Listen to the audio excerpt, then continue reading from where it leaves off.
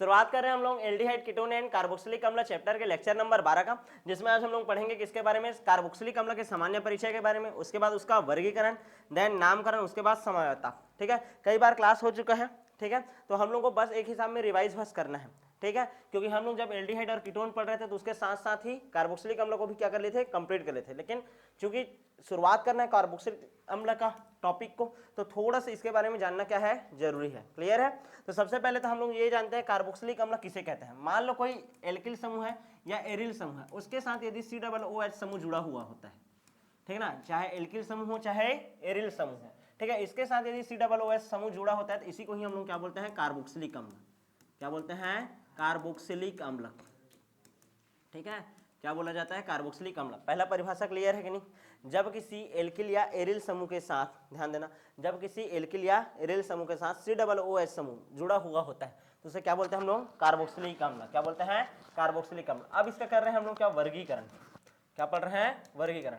ठीक है, ये कितने प्रकार का होता है, तो सबसे पहले वर्गीकरण होता है संख्या के आधार पर। किसके आधार पर, संख्या के आधार पर। किसके आधार पर, संख्या के आधार पर। किसका संख्या, COOH का। किसका संख्या, COOH का। क्लियर है? मान लो COOH कितना हो, एक हो।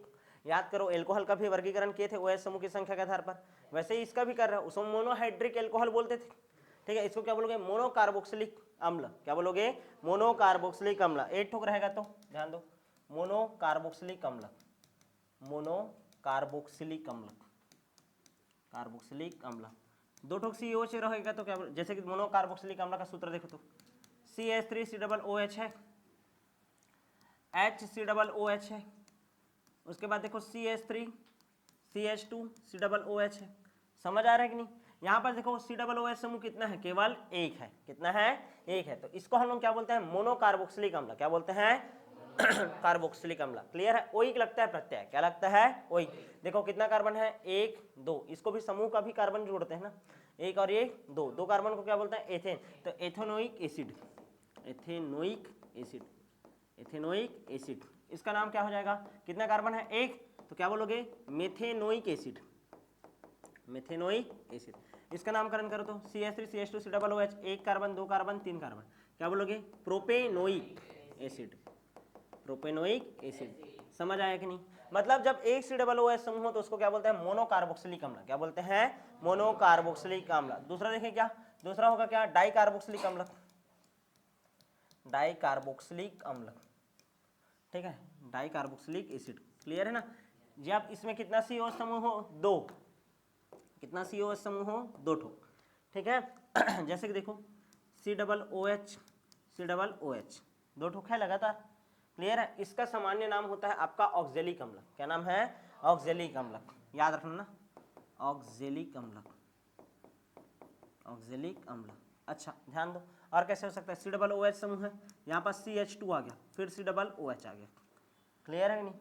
यहाँ पर समझ आ रहा है कि नहीं? इसको हम लोग बोलते हैं मेलेलोइक अम्ल। मेलेलोइक लोइक अम्ल, मेलेलिक एसिड बोलते हैं, मेलेलोइक अम्ल है। ठीक है, ऐसा रहता है, बहुत सारा रहता है, ट्रिक बताया था, ओम SGAPS ऐसे करके। ठीक है, ऑक्जेलिक एसिड होता है जब कुछ नहीं होता तो।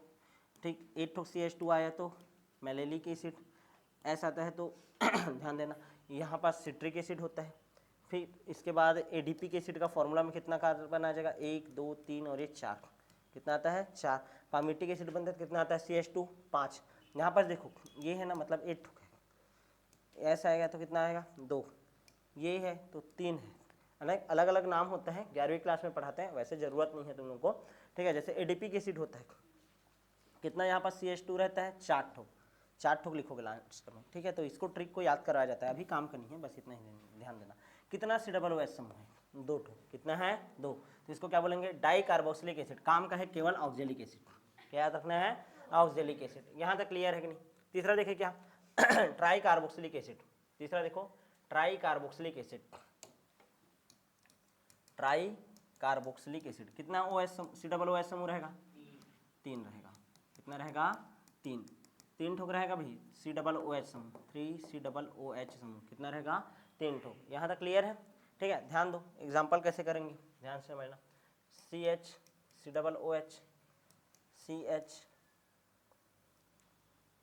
CH2COOH, ठीक है, हाँ, CH3OH, CH2COOH। देखो 1 2 3, ठीक है, कितना हो गया टोटल 3। सिट्रिक एसिड का फॉर्मूला है, किसका? सिट्रिक एसिड का। क्रेब्स साइकिल पढ़े हो? क्रेब्स साइकिल में पहला बनने वाला जो कंपाउंड रहता है try carboxylic acid, TCA cycle बोलते थे, इसी कारण उसको TCA सिट्रिक एसिड बनता है, क्योंकि ट्राई कार्बोक्सिलिक का क्या है आपका उदाहरण है। समझ आया कि नहीं? क्लियर है? तो सबसे पहले हम लोग किसके आधार पर किए वर्गीकरण? COOH समूह की संख्या के आधार पर। किसके आधार पर?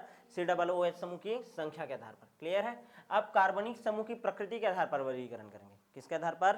प्रकृति के आधार पर। मिटा दूं इसको, ठीक है। तो दूसरा वर्गीकरण पढ़ रहे हैं आप कार्बनिक समूह की प्रकृति के आधार पर। कार्बनिक समूह की प्रकृति के आधार पर, ठीक है। दूसरा प्रकार का वर्गीकरण है कार्बनिक समूह की प्रकृति के आधार पर। कार्बनिक समूह के प्रकृति के आधार पर दो प्रकार का होगा, एक संतृप्त कार्बोक्सिलिक अम्ल होगा, संतृप्त कार्बोक्सिलिक अम्ल, और एक कैसा होगा चलो बताओ? असंतृप्त कार्बोक्सिलिक अम्ल। क्या होगा? असंतृप्त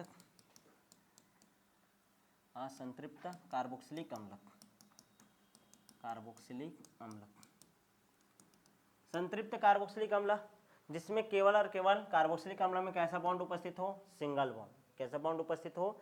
सिंगल। और असंतृप्त कार्बोक्सिलिक अम्ल जिसमें चैन में क्या हो? डबल बॉन्ड भी उपस्थित हो सकता है। समझो, जैसे HCOOH, इसको छोड़ करके ना, इसको छोड़ करके सब जगह क्या हो? सिंगल बॉन्ड हो। क्या हो? Single bond. CH3COOH, चलो इसका स्ट्रक्चर देखिए, क्या? Carbon hydrogen hydrogen hydrogen, carbon double bond OH। इसको छोड़ना है बोलो, इसको छोड़ करके देखते हैं। क्लियर है? और देखो तो CH3CH2COOH, यहाँ पास भी देखो सब जगह क्या है? सिंगल बॉन्ड है। क्या है? Single bond. यदि स्ट्रक्चर बनाओगे देख लो ना, एक हाइड्रोजन, दूसरा हाइड्रोजन, तीसरा हाइड्रोजन, फिर ये कार्बन है, एक हाइड्रोजन ऊपर एक हाइड्रोजन नीचे, carbon C double bond OH, ऐसा रहता है। इसको छोड़ना है बोलो। तो यहाँ पर देखो सब जगह में कैसा बॉन्ड है? Single bond. तो इसको हम लोग क्या बोलते हैं? संतृप्त कार्बोक्सिलिक अम्ल। क्या बोलते हैं? संतृप्त कार्बोक्सिलिक अम्ल। अब देखते हैं असंतृप्त कार्बोक्सिलिक अम्ल। क्या पढ़ेंगे? असंतृप्त कार्बोक्सिलिक अम्ल। जैसे कि देखो CH2 double bond CH COOH। समझ आ रहा है?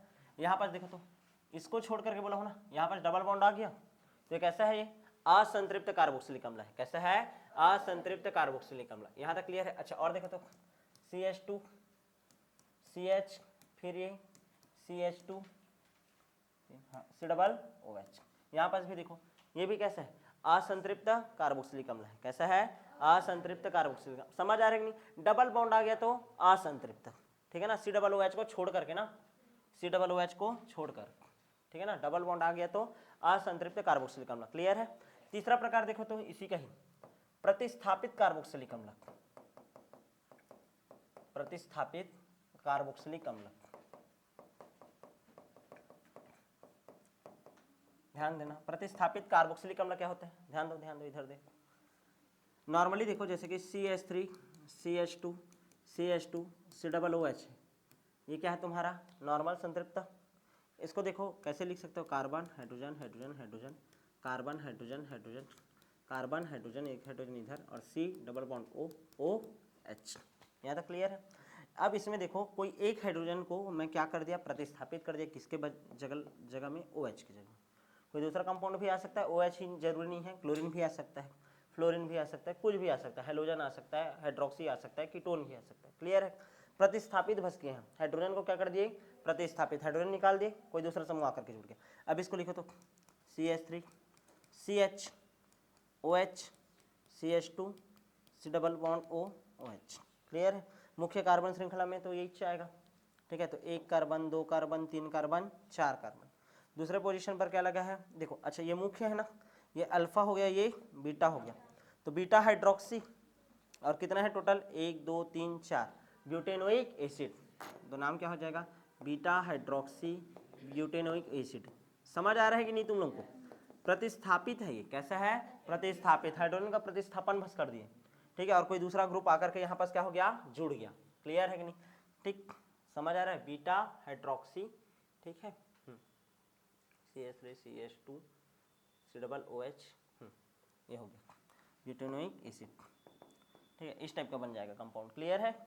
अच्छा, ये तो फार्मूला हो। देखो एक और फार्मूला बता रहा हूँ, ये काम का है ना, CH3 CH2 COOH, ऐसा जानते तुम लोग। यहाँ पास का H2 था ना, H2 को क्या कर देना, CHOH कर देना। ये है लैक्टिक एसिड का फार्मूला। इसका फार्मूला लैक्टिक एसिड।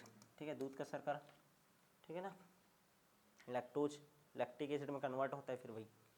ठीक है, दही बनता है ना, ठीक है, तो वही वाला है लैक्टिक एसिड, उसमें आता है। ठीक है, लैक्टोज है वो किस में कन्वर्ट होता है, लैक्टिक एसिड में। क्लियर है? यहाँ तक समझ आया कि नहीं?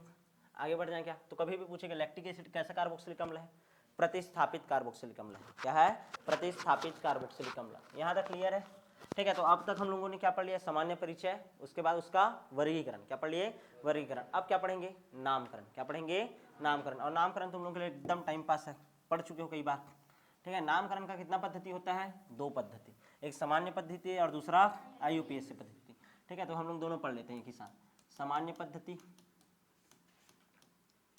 और एक पढ़ लेते हैं क्या, IUPAC पद्धति।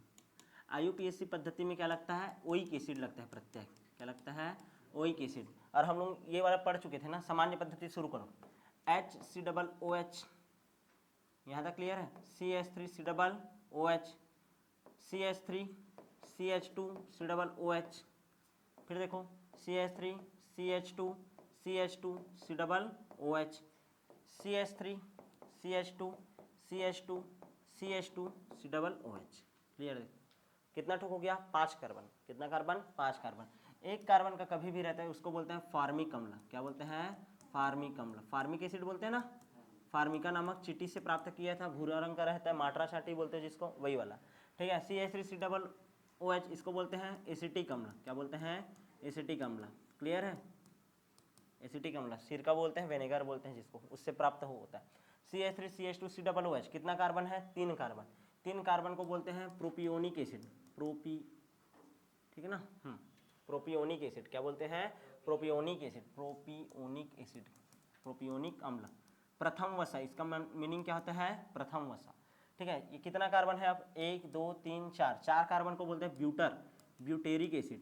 ब्यूटेरिक एसिड, ब्यूटर का मतलब क्या होता है? मक्खन, मक्खन से प्राप्त वसा। और 5 कार्बन को क्या बोलते हैं? Valeric acid, वेलोरिक acid. ठीक है, जड़ से प्राप्त अम्ल। क्लियर है? तो ये हो गया आपका सामान्य नामकरण। कौन सा नामकरण? सामान्य। याद रखना ही पड़ेगा, 1 कार्बन को फार्म, 2 कार्बन को एसिड, 3 को प्रोपियोन, 4 को ब्यूटर और 5 को वेलर। 5 को क्या बोलते हैं? वेलर। यहाँ तक क्लियर है? समझ आया? अच्छा, इसमें ओइक एसिड जुड़ता है, तो चलो बताओ, 1 कार्बन है, 1 कार्बन को क्या बोलते हैं? Methane, methanoic acid. Methanoic acid, क्या नाम हो गया? Methanoic acid. इसका नाम क्या हो जाएगा, चलो बताओ तो। 2 कार्बन है, एथेनोइक एसिड, एथेनोइक एसिड। इसको क्या बोलेंगे? Propanoic acid, propanoic acid. 4 carbon, butanoic acid, butane बोलते हैं ना, ब्यूटेनोइक एसिड। 5 कार्बन को क्या बोलते हैं? पेंट, तो पेंटेनोइक एसिड, पेंटेनोइक एसिड। समझ आ रहा है कि नहीं? तो इस तरीके से नामकरण होता है। क्लियर है? अच्छा, मान लो मैं ऐसा कंपाउंड बना दूंगा, 1 कार्बन 2 कार्बन 3 कार्बन, ये 4 COOH है, यहाँ पास लगा दिया OH। क्या लगा दिया? OH। और यहाँ पास लगा दिया मैं क्लोरीन। क्या लगा दिया? क्लोरीन। चलो नामकरण करो इसका। ठीक है, चलो कैसे नंबरिंग करोगे? यहाँ से पहला, दूसरा, तीसरा, चौथा। ठीक है, चलो अब बताओ इसका नामकरण करोगे कैसे करोगे? 2 क्लोरो और ये 3 हाइड्रोक्सो।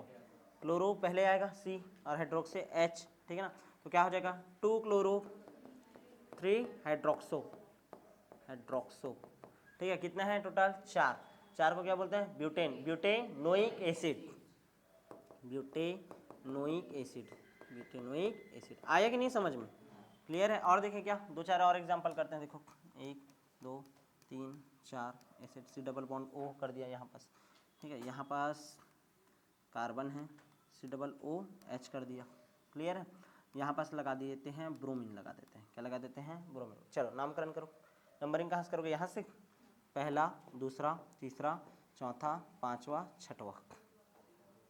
तो 3 ब्रोमो, 3 ब्रोमो। उसके बाद टोटल कितना कार्बन है? 6। 6 को क्या बोलते हैं? हेक्सेन। हेक्स बोलते हैं। कौन से पोजीशन पर लगा है कीटोन? चौथा, ठीक है, तो 4 ओन। उसके बाद ओइक एसिड, याद रखना ये सबसे ज़्यादा मेन फंक्शनल ग्रुप होता है। हाँ, हेक्सेन 4 ON। हाँ, हो गया ये ऑन ओइक एसिड। क्लियर? ऐसा कॉम्प्लिकेटेड वैसे नहीं आता, लेकिन दिमाग में छाप के रखना, हमेशा इसको वरीयता रखते हैं, ठीक है ना। लास्ट में आएगा, बाकी जितना भी ग्रुप रहेगा वो क्या आ जाता है आपका? प्रतिस्थापी ग्रुप में आता है। कौन से ग्रुप में आता है? प्रतिस्थापी ग्रुप में। यहाँ तक क्लियर है कि नहीं? तो हम लोग क्या पढ़ लिए? नामकरण। अब बात करते हैं किसका? समावयवता। क्या पढ़ेंगे? समावयवता। समावयवता किसे को बोलते हैं? कई बार पढ़ चुके हो, फिर से वही है। जब दो यौगिकों के अणुसूत्र क्या हो? समान, लेकिन संरचना सूत्र क्या हो? भिन्न भिन्न, या त्रिविमीय विन्यास क्या हो? भिन्न भिन्न, तो उसको हम लोग क्या बोलते हैं? समावयवी यौगिक। कितने प्रकार का समय आता है? दो, एक संरचनात्मक और एक त्रिविमीय। क्लियर है? हम लोग क्या पढ़ रहे हैं अभी? संरचनात्मक समावयवता। क्या पढ़ रहे हैं? संरचनात्मक समावयवता। चलो हेडिंग डालो, संरचनात्मक समावयवता। संरचनात्मक समावयवता, ठीक है। संरचनात्मक समावयवता में अणुसूत्र क्या होता है? समान। दो यौगिकों के अणुसूत्र क्या होंगे? समान, पर संरचना सूत्र क्या होगा? अलग अलग। संरचना सूत्र क्या होगा? भिन्न भिन्न होगा। क्लियर है? सबसे पहले संरचनात्मक समावयवता हम पढ़ते हैं श्रृंखला समावयवी। श्रृंखला समावयवता क्या पढ़ रहे हैं? श्रृंखला समावयवता। किसमें चेंजेस होता है? श्रृंखला में। किसमें? श्रृंखला में। एग्जाम्पल देखो तो C5H10O2, C5H10O2। चलो बनाए, ध्यान दो। कितना कार्बन है? 5। 1 carbon, 2 carbon, 3 carbon, 4 carbon, 5 carbon. Double OH, पहले H काम करना है। H3 H2 H2 H2, खत्म, ठीक है, ये बन गया। और कैसे बना सकते हैं? अब इसको देखो तो 1 carbon, 2 carbon, 3 carbon, 4 carbon, 1 carbon को ये ऐसा ला दिया, COOH। आ रहा है कि नहीं समझ में?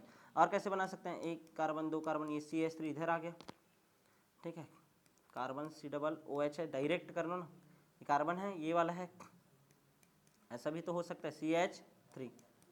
आ रहे हैं समझ? ठीक है, COOH। किस में चेंजेस हो रहा है? श्रृंखला में। किस में चेंजेस हो रहा है? श्रृंखला में। क्लियर है ना? यहाँ पर देखोगे तो ये क्या है? नॉर्मल, ध्यान दो, ठीक है ना, नॉर्मल है। और कितना ठोक कार्बन है? 5। नॉर्मल पेंटेनोइक एसिड है, नॉर्मल पेंटेनोइक एसिड है, पेंटेनोइक एसिड है। यहाँ पास क्या है? ये आइसोपेंटेनोइक एसिड है। और ये वाला कैसा हो जाएगा? नियो पेंटेनोइक एसिड है, ठीक है ना, नियो पेंटेनोइक एसिड है। या फिर आइसो नॉर्मल, ये तो वैसे सामान्य के लिए होता है, तो तुम लोग चाहोगे तो नॉर्मल 5 कार्बन को क्या बोलते हो? वेलोरिक। क्या बोल सकते हो? वेलोरिक। तो नॉर्मल वेलोरिक एसिड, इसको क्या बोल सकते हो? Isovaleric acid. और इसको क्या बोल सकते हो? Neo valeric acid. समझ आया कि नहीं? तो ये हो गया आपका कौन सा समावयवता? श्रृंखला समावयवता, जिसमें किसमें चेंजेस होता है? श्रृंखला में। अणुसूत्र सबका समान है, देख लो भाई, गिन लो कितना कार्बन है? 5 कार्बन का 5, हाइड्रोजन देखो 3 2 5, 5 2 7 8 9 और 1 10, ऑक्सीजन 2 का 2। इस वाले में भी देखोगे तो CH3 करना, CH2 करना, 1 2 3, ये CH, देख लो, गिनो आप, 3 3 6 7 8 9 और 1 10, 5 का 5 कार्बन, ऑक्सीजन 2 का 2। इसको भी गिनोगे तो वही चाहेगा, CH3 है, CH3 3 तिया 9, 9 और 1 10, ठीक है, और ये 2 का 2 और ये 5 का 5। सबका अणुसूत्र समान, लेकिन संरचना सूत्र क्या है? अलग अलग। एक देखो नॉर्मल बना, एक आइसो बना, और एक क्या बन गया? नियो। क्या बन गया? नियो। तो ये है आपका श्रृंखला समावयवी। क्या है? श्रृंखला समावयवी। क्लियर है कि नहीं? आगे बढ़ जाओ, दूसरा देखो, ठीक है। दूसरा समावयवता देखो, क्रियात्मक समावयवता।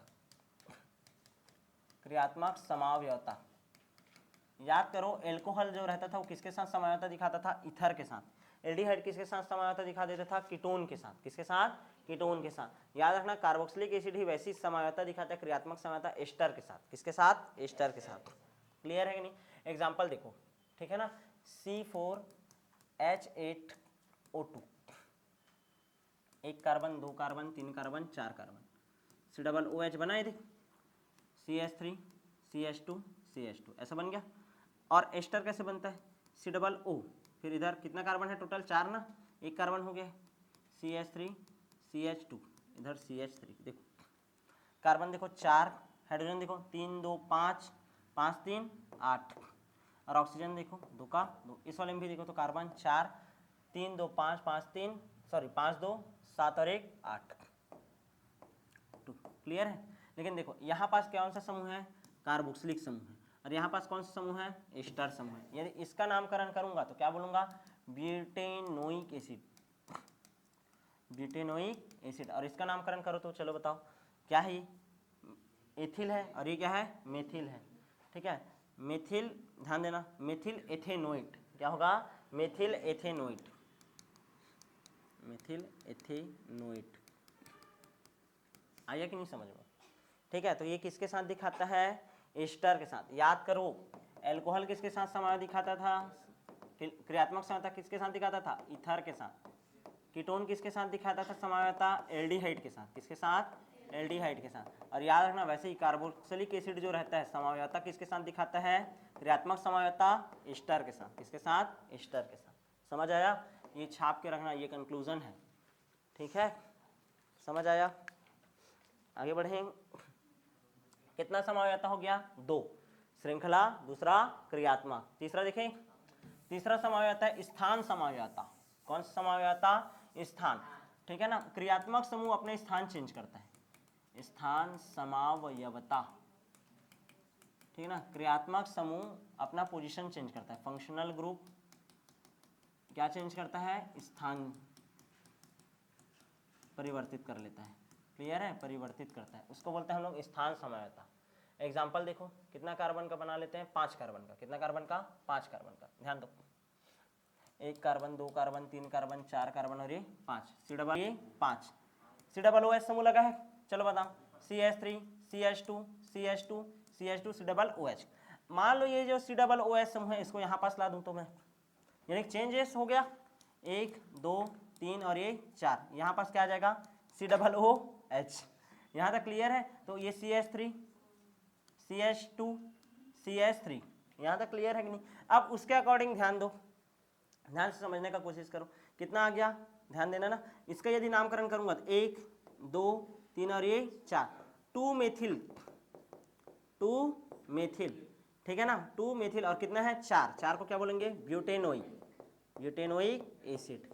अच्छा, और इसका नामकरण करोगे तो नॉर्मल है, पेंटेनोइक एसिड, पेंटेनोइक एसिड।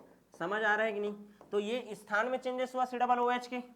ठीक है ना, तो इसी को हम लोग क्या बोलते हैं, स्थान समावयवता। क्या बोलते हैं, स्थान समावयवता। तो ये तीनों किसके अंतर्गत पढ़ रहे हैं हम लोग, संरचनात्मक समावयवता के अंतर्गत। किसके अंतर्गत, संरचनात्मक समावयवता के अंतर्गत। अब बात करते हैं किसका, हम लोग त्रिविम समावयवता का। त्रिविम समावयवता में भी क्या पढ़ेंगे हम लोग, प्रकाशीय समावयवता। क्या पढ़ रहे हैं, प्रकाशीय समावयवता। क्लियर ना, यानी समतल ध्रुवित प्रकाश के प्रति, ध्यान समझना, समतल ध्रुवित प्रकाश के प्रति व्यवहार क्या होता है, भिन्न भिन्न। मान लो समतल ध्रुवित प्रकाश की किरणों को किधर घुमा दे, आपका क्लॉकवाइज, कहाँ घुमा दे, क्लॉकवाइज, या तो फिर एंटी क्लॉकवाइज, तो डी फॉर्म बनेगा और एल फॉर्म। क्लियर है, एग्जाम्पल देखना है। ठीक है, प्रकाशिक समावयवता लिखो।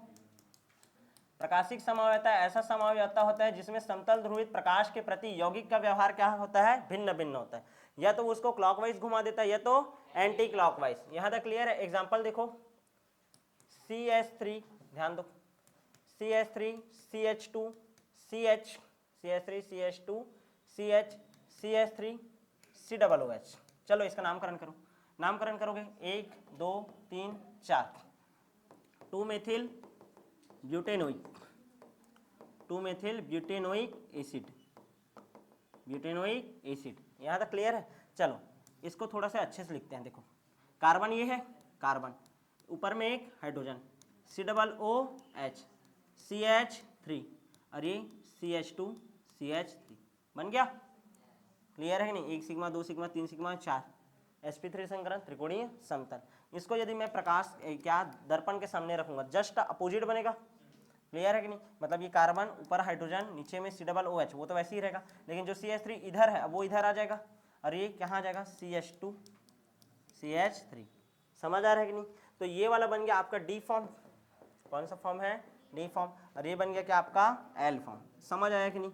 तो इस तरीका से हम लोगों ने, ठीक है, कार्बोक्सिलिक अम्ल का क्या क्या पढ़ लिया जी, पहले तो प्रारंभ में सामान्य परिचय, उसके बाद उसका वर्गीकरण, उसके बाद इसका नामकरण, देन लास्ट में हम लोगों ने क्या पढ़ा, समझौता। अब जो नेक्स्ट क्लास होगा उसमें हम लोग पढ़ेंगे कार्बोक्सिलिक अम्ल निर्माण की विधि। तो मिलेंगे आप नेक्स्ट क्लास में।